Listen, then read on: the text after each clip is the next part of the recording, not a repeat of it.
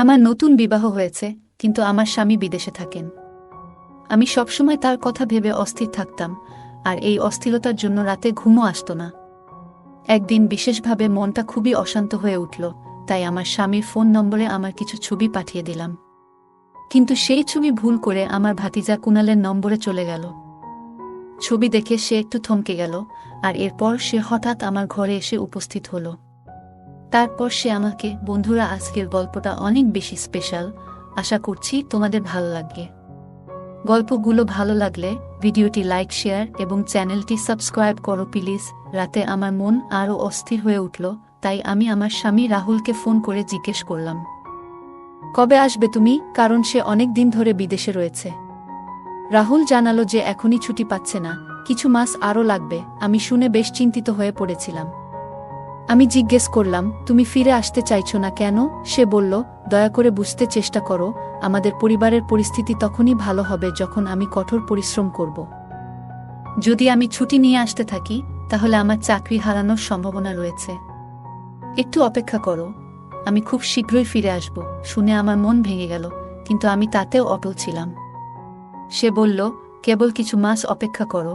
রাহুলের কথা শুনে আমি চুপ হয়ে গেলাম। বিবাহের 1.5 মাস পরই রাহুল দুবাই চলে গিয়েছিল, আর এখন আমাদের বিয়ের 2 বছর হতে চলেছে। আমি অপেক্ষা করতে করতে পাগল হয়ে যাচ্ছিলাম। নতুন বিয়ে উপভোগ করার যে সব স্বপ্ন দেখেছিলাম, সবই ভেঙে গেছে। আমি কত স্বপ্ন দেখেছিলাম যে আমি আমার স্বামীর সঙ্গে বিভিন্ন স্থানে ঘুরব, আমরা একে অপরের সঙ্গে প্রেমের কথা বলবো, আর প্রতিরাতে রাহুলের বাহুডলে কাটাবো। কিন্তু সব স্বপ্ন কাচের মতো ভেঙে চুরমার হয়ে গেছে।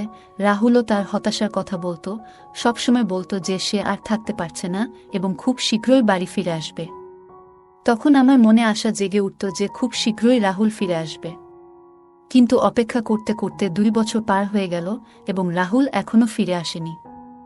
সে প্রতিবার নতুন নতুন অজুহাত দেখাতে লাগলো। সে আমাকে সান্ত্বনা দিতে চেষ্টা করত, বলতো, পূজা, বুঝতে চেষ্টা করো, তোমার থেকে এবং পরিবারের সবার থেকে দূরে থাকা আমার জন্য সহজ নয়।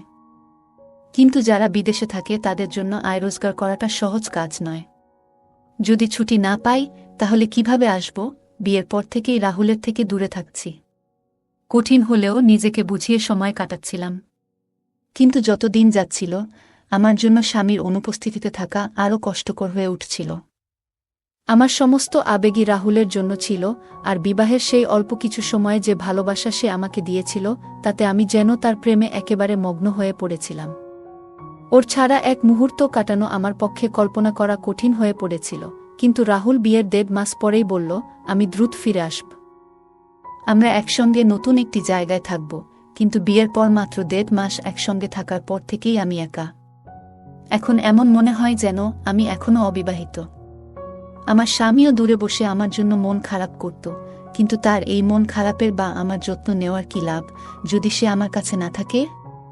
সে বলতো, তোমার ছবি পাঠিও, তোমাকে দেখলে আমার ক্লান্তি দূর হয়। কখনো ভিডিও কল করলে আমি রাহুলকে দেখে কেঁদে ফেলতাম। তখন সে আমাকে সান্ত্বনা দিত। রাহুল আমাকে আশ্বস্ত করত, বলতো, আমি চেষ্টা করছি, যদি আগামী সপ্তাহের মধ্যে ছুটি পাই তাহলে বাড়ি আসব। তুমি অতিরিক্ত চিন্তা করো না। কিন্তু প্রতিবার সে আমাকে নতুন আশার বাণী দিয়ে শেষমেশ জানাতো, ছুটি পায়নি।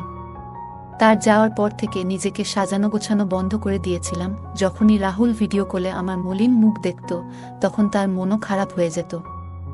সে বলতো, নিজেকে একটু সুন্দর করে সাজাও, নতুন ছবি তুলে আমার কাছে পাঠাও। তার অনুরোধে নিজেকে আবার একটু সাজাতে শুরু করলাম। ভালো ভালো ছবি তুলে রাহুলের কাছে পাঠাতাম। আমার ছবি দেখে রাহুল মুগ্ধ হয়ে যেত, প্রশংসা করত, আর আমি লজ্জায় রাঙা হয়ে উঠতাম। আমি সবসময় প্রশংসা শুনতে পছন্দ করতাম, আর আমার মধ্যে সৌন্দর্যের কিছুটা অহংকার ছিল। ছোটবেলা থেকেই নিজেকে নিয়ে প্রশংসা শুনতে ভালো লাগত। যখন রাহুল আমার প্রশংসা করত, তখন সব দুঃখ ভুলে যেতাম। তার কথা শুনে মন আনন্দে নেচে উঠত। তবে আমার শাশুড়ি আমার এই পরিবর্তনটা সহজভাবে নেননি। একদিন তিনি আমাকে ডেকে বললেন, তোমার স্বামী তো বাড়িতে নেই, তাহলে কার জন্য এত সেজেগুজে থাকো? আমি হকচকিয়ে গেলাম, বললাম, মা, রাহুল ভিডিও কলে কথা বলে। রাহুল ভিডিও কলে কথা বলার সময় আমাকে ক্লান্ত ও অগোছালো দেখলে অভিযোগ করত। তাই তার কথামতো নিজেকে একটু সজ্জিত রাখতাম। আমার শাশুড়ি ছিলেন খুবই পুরনো চিন্তাধারার মানুষ, আর রাহুলের আমাকে এভাবে ভালোবাসা প্রকাশ করাটা তার পছন্দ ছিল না। তিনি কপালে ভাঁজ ফেলে বললেন, রাহুল দিনে একবার ভিডিও কলে কথা বলে, কিন্তু তুমি সারাদিনই এত সেজেগুজে ঘুরে বেড়াও কেন? বাড়িতে তোমার ভাতিজা তরুণ কুনাল আছে, এভাবে চলাফেরা করলে তার নজর তোমার দিকে পড়তে পারে। একটু খেয়াল রেখো। আমি চুপ করে গেলাম। আমার ভাতিজা কুনালের এখনও বিয়ে হয়নি, আর শাশুড়ি একবার বলেছিলেন যে সে নারীদের নিয়ে নেতিবাচক ধারণা পোষণ করে। তার একবার বিয়ের কথা পাকা হলেও সে নিজেই সেই সম্পর্ক ভেঙে দিয়েছিল। শুনে একটু অবাক হয়েছিলাম, কিন্তু তেমন গুরুত্ব দিইনি। শাশুড়ির নিয়মের কারণে দিন দিন আমার মন খারাপ হতে লাগল।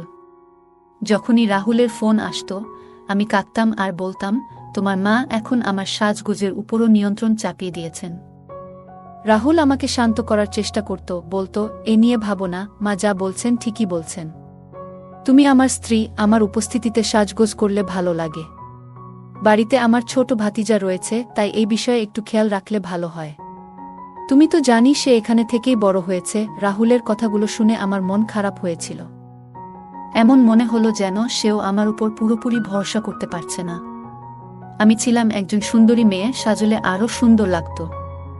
সত্যি বলতে আমার কুনা মাঝে মাঝে আমাকে নজরে রাখত, আর আমার শাশুড়িরও একটা ভয় ছিল যাতে স্বামীর অনুপস্থিতিতে আমি কোনো ভুল পথে না যাই। কারণ আমি ছিলাম এক তরুণী, নতুন বিবাহিতা। বিয়ের পর স্বামীর সঙ্গ পাওয়াটা একজন মেয়ের স্বাভাবিক চাহিদা। কিন্তু যখন স্বামী সেই চাহিদা পূরণ করতে না পারে, তখন অনেক সময় মনে নানা রকমের ভাবনা আসতে পারে। সম্ভবত এ কারণেই আমার শাশুড়ির মনে এমন ভয় কাজ করছিল। বিয়ের পর নিজেকে গুছিয়ে রাখতাম, তবে এখন শাশুড়ি আপত্তি জানাতেন। স্বামীকে জানালে সেও বলতো, মা ঠিকই বলেছেন। আমি রাহুলকে বোঝাতাম যে আমাকে অন্তত নিজের মতো করে সাজগোজ করতে দিক, যাতে আমি প্রাণ খুলে জীবনটা উপভোগ করতে পারি। কিন্তু রাহুলও এতে রাজি হতো না। আমি যেন নিজের মধ্যে বয়সের ভার অনুভব করতে শুরু করলাম। মনে হতে লাগল শাশুড়ি অয়থাই আমার উপর এত নিয়ন্ত্রণ আরোপ করছেন, বিশেষত যখন আমার কুনালের এমন কিছুতেই আগ্রহ নেই। আমার ভাতিজা কুনাল একবার বিবাহ হলেও বিয়ের আগেই সেই সম্পর্ক ভেঙে দিয়েছিল। শাশুড়ি বলেছিলেন মেয়েটি ছিল খুবই সুন্দরী, কিন্তু আমার কুনাল কেন জানি না তার সঙ্গে সম্পর্ক চালিয়ে যেতে পারেনি। সে ছিল শান্ত স্বভাবের, নিজের মতো থাকত। প্রতিদিন সকালে বাড়ি থেকে বের হতো আর রাতে ফিরে নিজের ঘরেই থাকত। প্রয়োজন ছাড়া তেমন কথা বলতো না, ঘর থেকে বের হয়ে সময়ও কাটাত না। এখন আমারও মনে হতে লাগল হয়তো ওর কোনো ব্যক্তিগত শারীরিক সীমাবদ্ধতা রয়েছে, যার জন্য সে আর বিয়ে করার চেষ্টা করেনি। হয়তো এটাই ভালো, যাতে আরেকটি মেয়ের জীবন ক্ষতিগ্রস্ত না হয়। আমি কিছুতেই পরিস্থিতি মেনে নিতে পারছিলাম না। বারবার রাহুলকে ফিরে আসতে অনুরোধ করতাম। রাহুল বিদেশে কঠোর পরিশ্রম করছিল, আর আমি এখানে দুশ্চিন্তায় ভুগতাম। কষ্টে বলতাম, রাহুল, এবার ফিরে আসো, আমার ধৈর্য ফুরিয়ে আসছে। রাহুল বলতো, আর একটু ধৈর্য ধরো, টাকা জমাচ্ছি যাতে ফিরে এসে আমাদের কোনো অসুবিধা না হয়। শাশুড়ির মানা করার পর সাজগোজ বন্ধ করেছিলাম, কিন্তু রাতে রাহুলের কথা মনে পড়ত। বিছানায় শুয়ে তার বাহুতে ঘুমানোর আকাঙ্ক্ষা জাগত।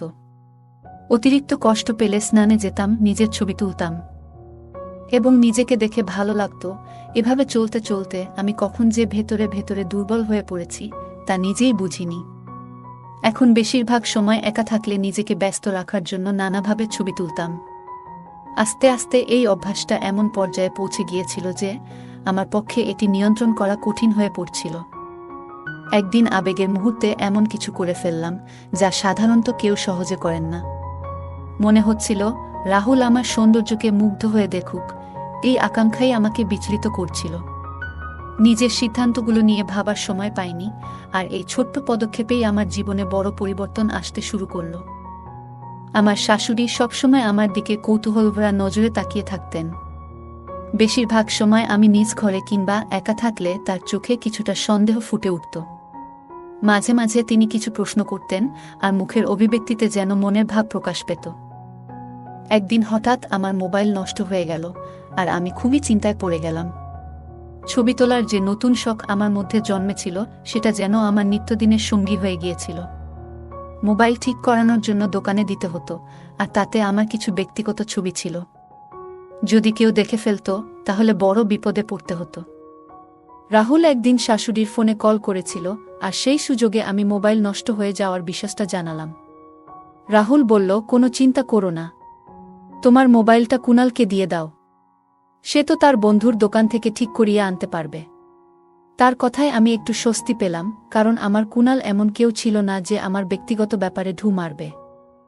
সকালে আমি মোবাইলটা কুণালকে দিলাম, আর বিকেলে সে সেটা ঠিক করিয়ে নিয়ে এলো। যখন মোবাইল আনতে তার ঘরে গেলাম, তখন শাশুড়ি আমাকে তার ঘর থেকে বেরোতে দেখে ফেললেন।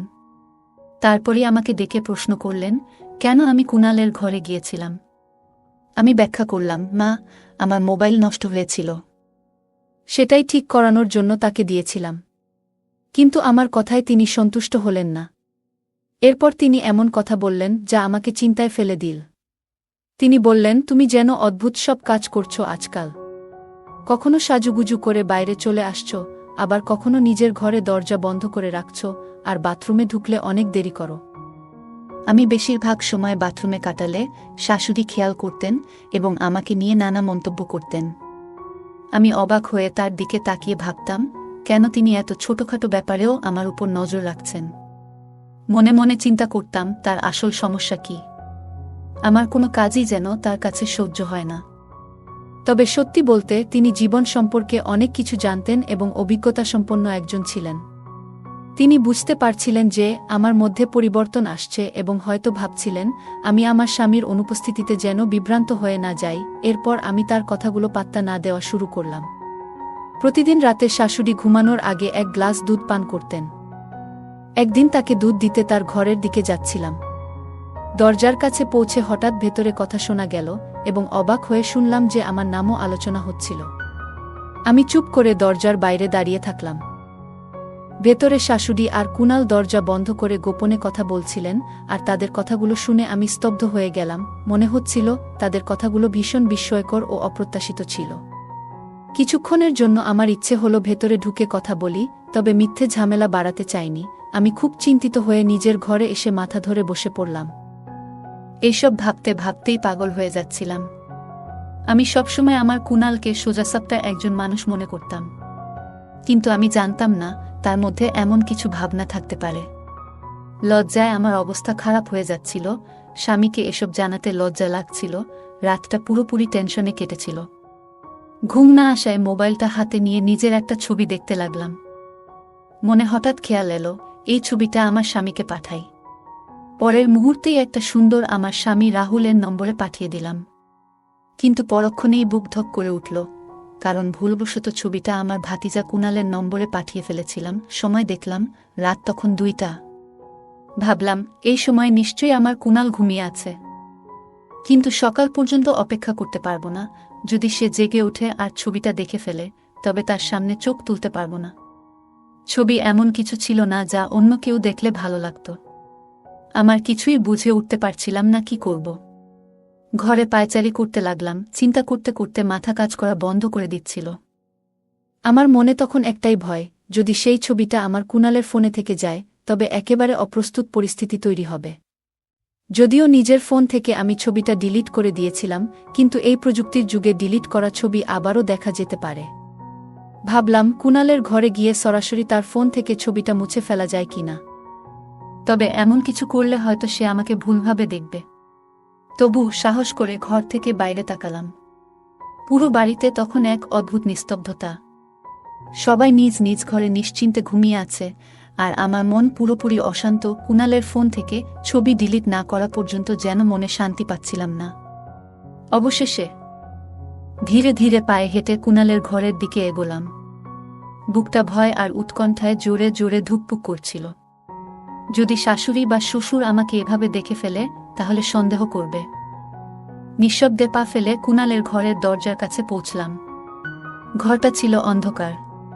কুণাল নিশ্চিন্তে বিছানায় ঘুমিয়ে আছে। আমি আস্তে আস্তে পায়ের শব্দ না করে বিছানার পাশে গিয়ে দাঁড়ালাম। ভাগ্যক্রমে তার মোবাইলটা হাতের কাছে ছিল। হাতে নিয়ে দেখলাম ফোনে ফিঙ্গারপ্রিন্ট লক দেওয়া। তখন হঠাৎ কুণালের দিকে তাকিয়ে কি করব তা ভেবে অবাক হয়ে দাঁড়িয়ে রইলাম। আমি ভেবেছিলাম একটু চেষ্টা করলে হয়তো কুণালের ফোনের লকটা খুলতে পারব। গভীর ঘুমে থাকা কুণালের আঙুলটা ফোনের স্ক্রিনে লাগাতেই সঙ্গে সঙ্গে লক খুলে গেল। দ্রুত ছবি মুছে ফেলার জন্য ফোনের গ্যালারি খুললাম। কিন্তু গ্যালারি খুলতেই আমার মাথায় যেন বজ্রপাত হলো। কারণ সেখানে শুধু ওই একটি ছবি নয়, আরও অনেকগুলো ছবি এবং ভিডিও ছিল যা দেখে আমি হতবাক হয়ে গেলাম। এসব ছবিগুলো এমন ছিল যা আমি ব্যক্তিগত সময়েই তুলেছিলাম, যেগুলো কেউ দেখবে বলে কখনো ভাবতেও পারতাম না। আমি বিস্ময়ে ভরা চোখে কুণালের ফোনের দিকে তাকিয়ে রইলাম, আর আমার হাত কাঁপতে লাগল। মুহূর্তেই বুঝে গেলাম যে কিভাবে আমার কুণাল এসব ছবি তার ফোনে পেয়েছে। আমার গোপনীয়তা এভাবে ভেঙে যাওয়ায় মনে হচ্ছিল পায়ের তলায় মাটি সরে গেছে। আমি তো কুণালের ঘরে শুধু নিজের ছবি মুছে ফেলার জন্যই গিয়েছিলাম, কারণ ভেবেছিলাম যে সে এসব বিষয়ে আগ্রহী নয়।